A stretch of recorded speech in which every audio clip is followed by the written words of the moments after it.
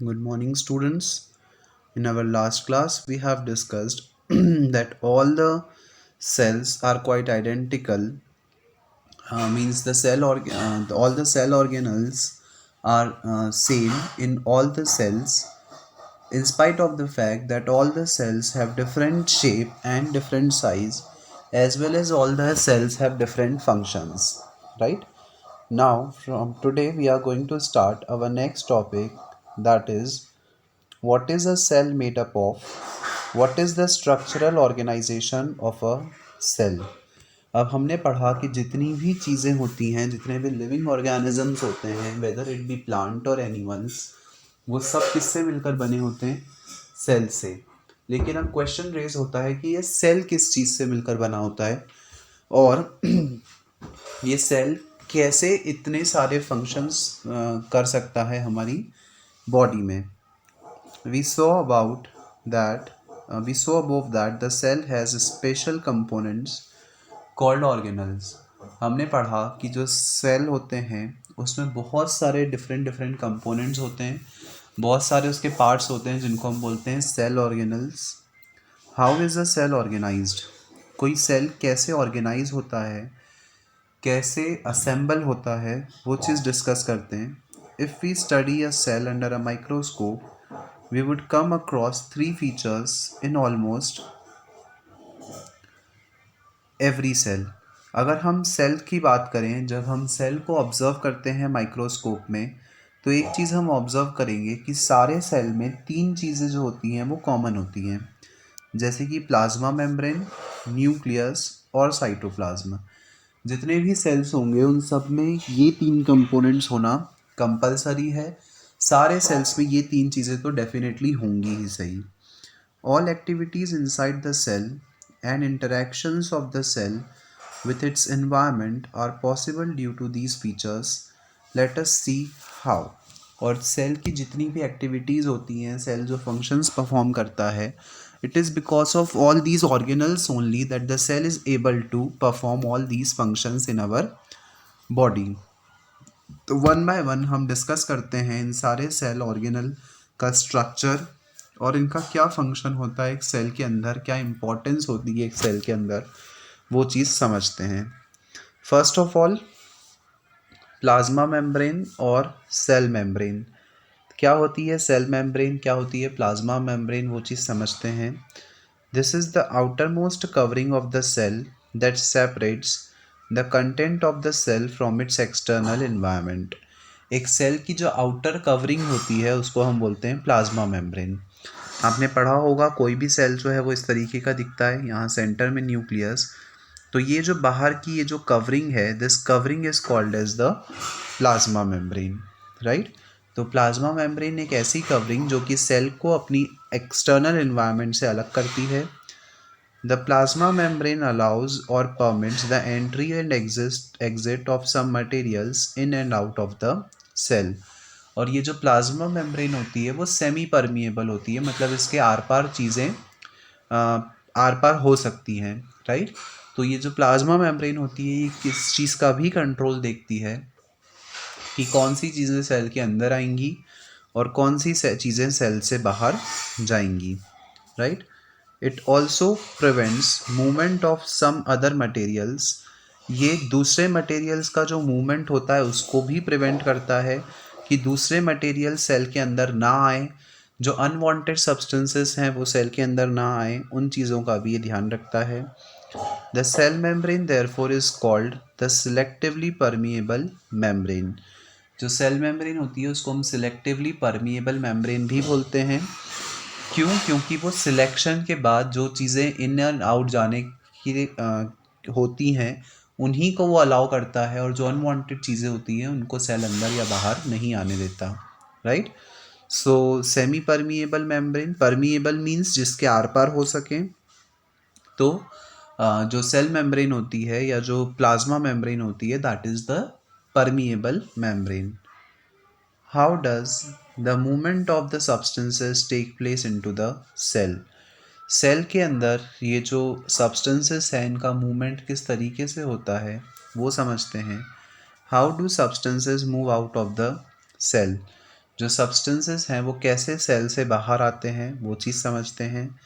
सम substances like carbon dioxide और oxygen can move across the cell membrane by the process of diffusion.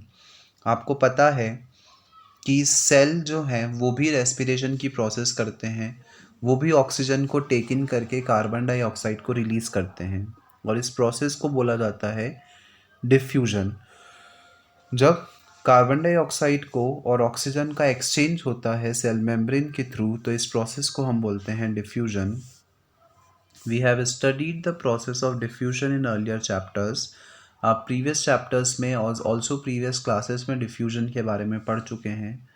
We saw that there is a spontaneous movement of a substance from a region of high concentration to a region where the concentration is low. आपको पता है कि जो diffusion होता है वो high concentration region से low concentration region की तरफ होता है, राइट? सो डिफ्यूजन की प्रोसेस आप we all are familiar with this. Something similar to this happen in cell, और ऐसा ही कुछ सेल में भी होता है जब some substances like CO2, which is cellular waste and requires to be excreted out by the cell, accumulate in high concentration inside the cell. कुछ ऐसा ही होता है जब सेल में बहुत ज़्यादा CO2 इकट्ठा हो जाता है, तो इस CO2 को चूंकि वो हमारे सेल के लिए वेस्ट है तो उसको सेल से बाहर निकालना ज़रूरी है, otherwise it may be harmful for our body. So जब उनको सेल से बाहर निकालना ज़रूरी है, तो जब CO2 का कंसंट्रेशन सेल के अंदर हाई हो जाता है तो डिफ्यूजन की प्रोसेस से जो एक्स्ट्रा CO2 है वो सेल से बाहर निकल जाता है, और जो ऑक्सीजन है वो इनटेक हो जाता है, right?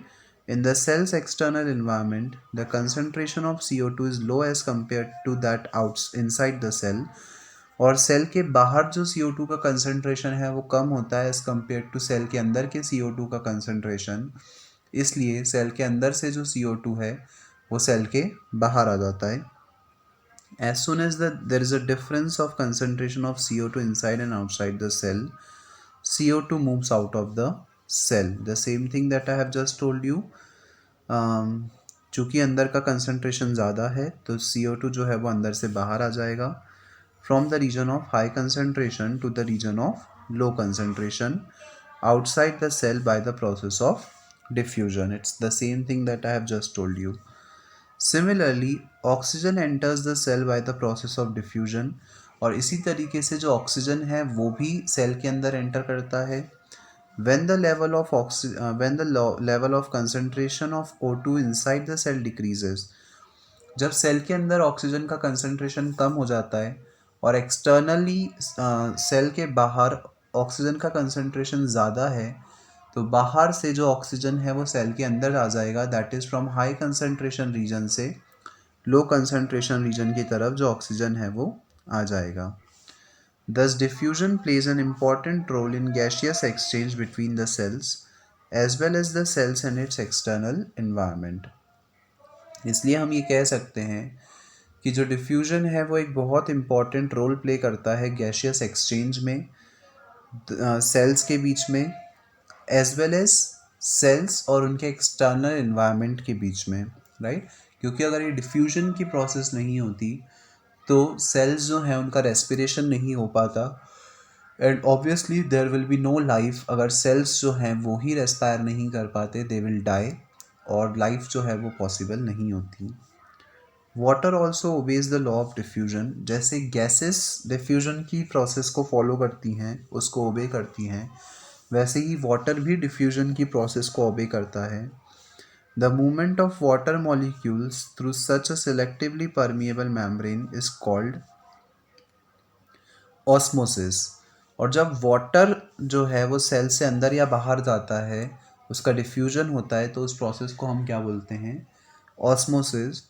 The movement of water across the plasma membrane is also affected by the amount of substance dissolved in water. कितना वाटर का कंसंट्रेशन प्लाज्मा मेम्ब्रेन से बाहर आएगा या कितना अंदर जाएगा, ये चीज़ किस पे डिपेंड करती है?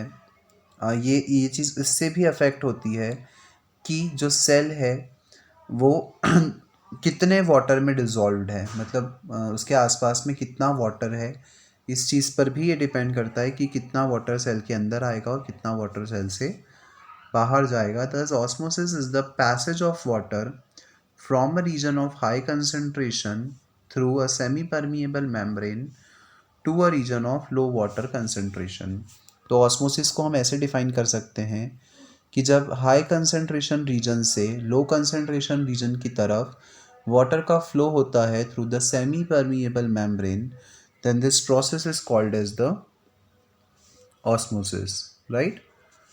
What will happen if we put an animal cell or a plant cell into a solution of sugar or salt in water?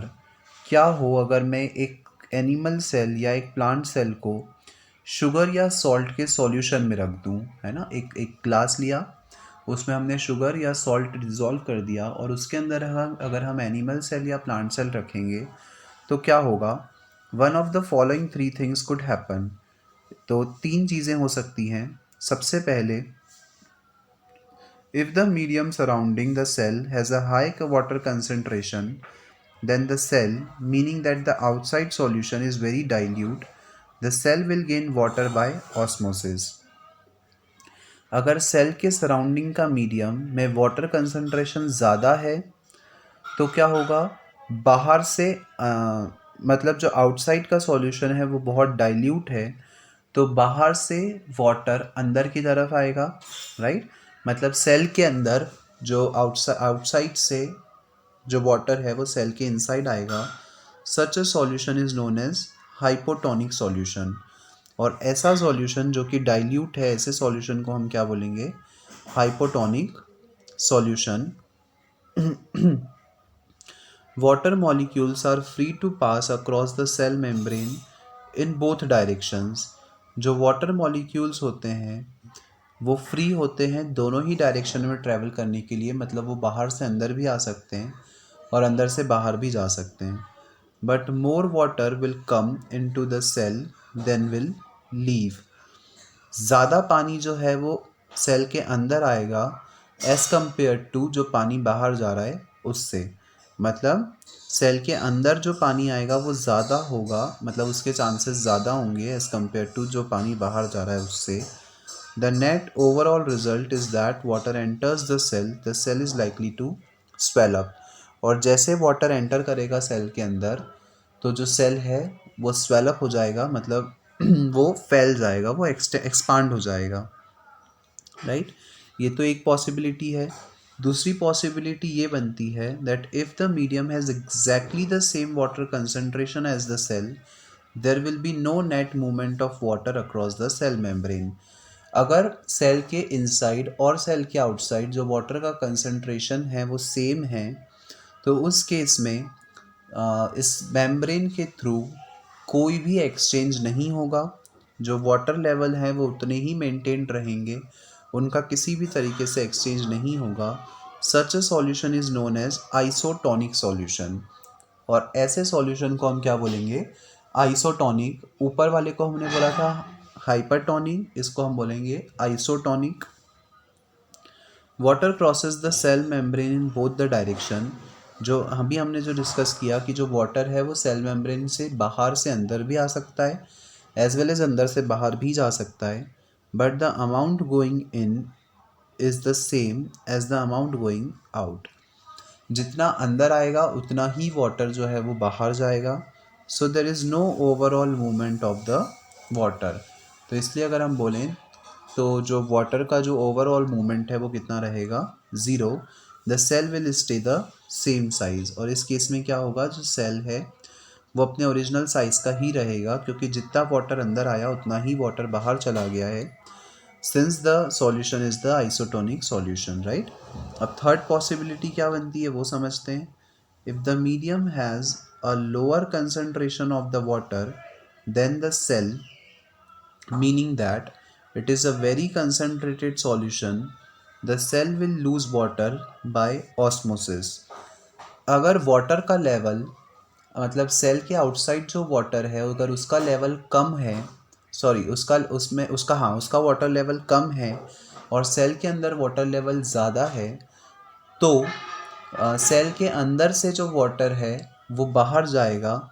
इसका मतलब जो सेल है वो वाटर को लूज करेगा by the process of osmosis, right. And such a solution is called as the hypertonic solution. और ऐसे solution को हम क्या बोलते हैं? हाइपरटोनिक। पहले वाले को हाइपोटोनिक, देन आइसोटोनिक एंड अब hypertonic. Again water crosses the cell membrane in both the directions. जो वाटर है वो दोनों डायरेक्शन में ट्रेवल कर सकता है, but this time more water leaves the cell than enters it.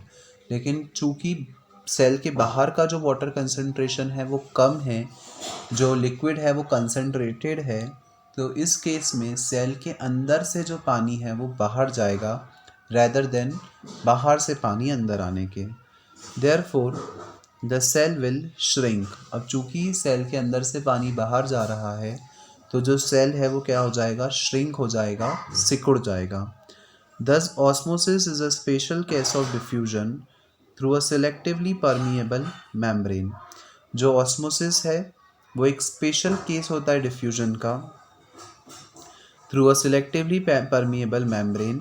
मतलब कि सिलेक्टिवली जो वाटर है वो अंदर से बाहर आएगा, बाहर से अंदर आएगा, या कभी कभी जो वाटर है उसका एक्सचेंज नहीं भी होता है, डिपेंडिंग अपॉन कि जो कंसंट्रेशन है वो वाटर का जो कंसंट्रेशन है वो कितना है। Now let us find out, try out the following activity. इससे रिलेटेड एक एक्टिविटी हम समझते हैं। So one activity is being given to you here. Let us read this activity. Osmosis with an egg. एक एग में हम osmosis की process को कर रहे हैं।